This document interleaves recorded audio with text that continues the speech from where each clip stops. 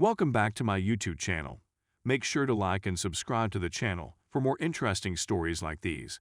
Now, let's get into today's story video. Fresh out of a breakup and feeling numb. Part 2. Update 9. My relationship ended around 3 months ago when I caught my lover cheating on me.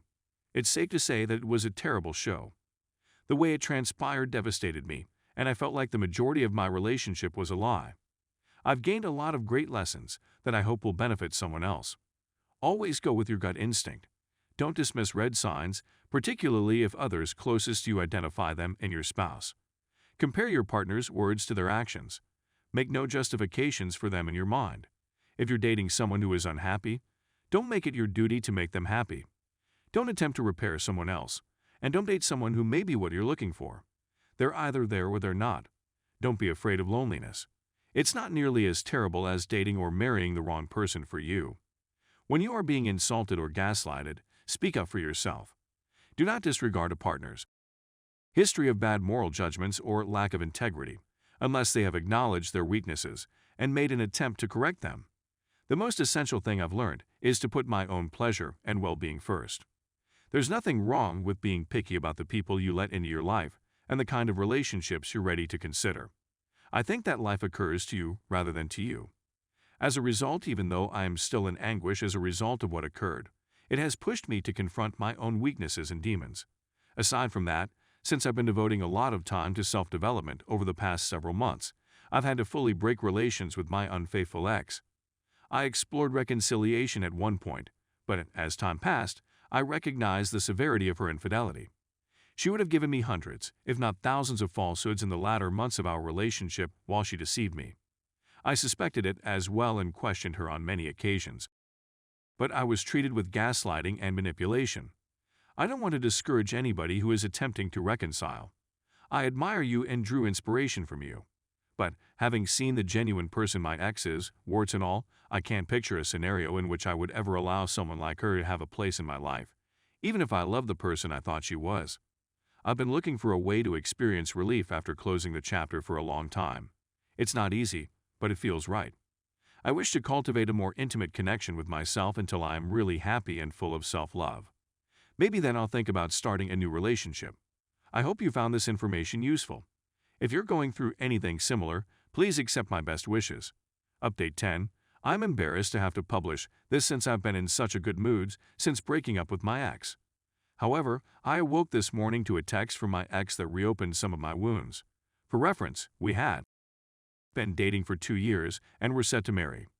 I discovered in a horrifying manner that she had cheated on me with her neighbor, whom she said was merely a friend and in whom she had no interest. I caught her after she refused to confess.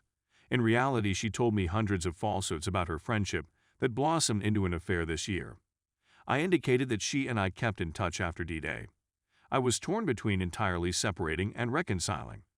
She added that a man she was acquainted with in college, let's call him Bob, has begun messaging her in the past 2 months and that he's interested in her, but she isn't. I didn't think anything of it since I knew we were no longer together, and I trusted her when she claimed she wasn't interested in him or dating anybody. She just wanted me back and couldn't see herself with anybody else. When I closed the doors for reconciliation a week ago, I had addressed her earlier that day about moving on, and she told me that she had no desire in doing so and prefers to stay alone. I told her that was okay, and that I hoped she met someone nice and was happy in the future. We separated in a satisfactory manner, and that was the end of it. She contacts me today and expresses her sadness, loneliness, and distress.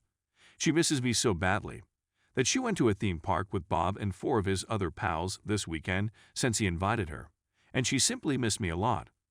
This irritated and pained me greatly.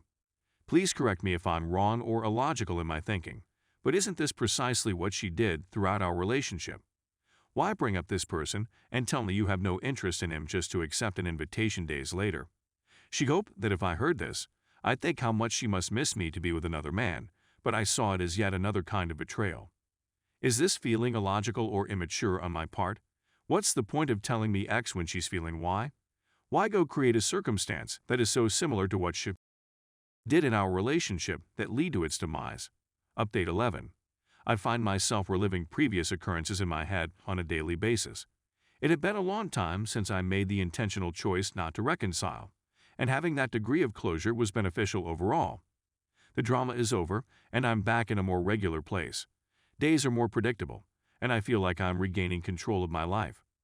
Dare I admit that there are certain days when I'm truly very happy. I'll be singing along to music again, working hard, and looking for pleasant interactions with others around me. On the other hand, there are days when I am abruptly overcome with sensations of agony.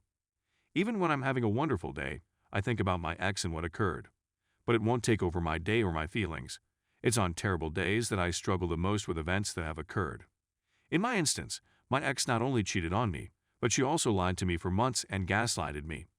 I believed she was cheating, and when I confronted her, I was faced with gaslighting. Those events are replaying in my head.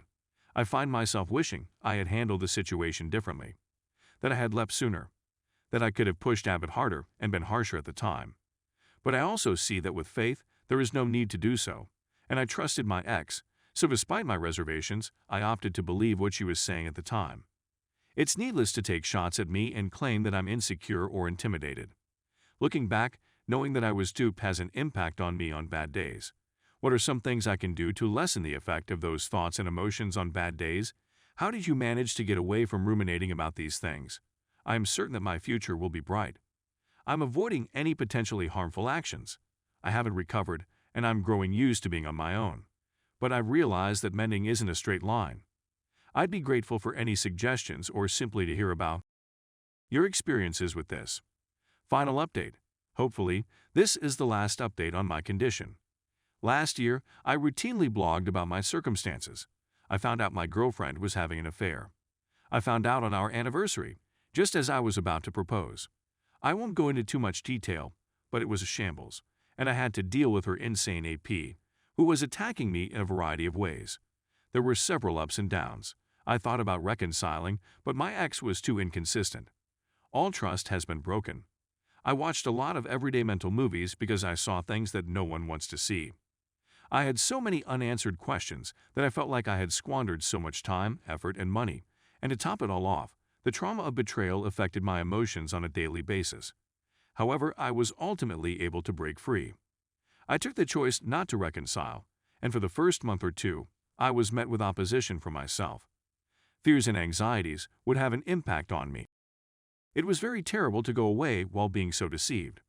But I'm happy to report that after more time, a lot of effort on my end to heal emotionally and confront everything, surrendering to reality, and letting go of the chapter, I'm feeling much better. I am a firm believer in the idea that life occurs to you rather than to you. Because of how happy I feel on some days, I'm even more convinced of this these days.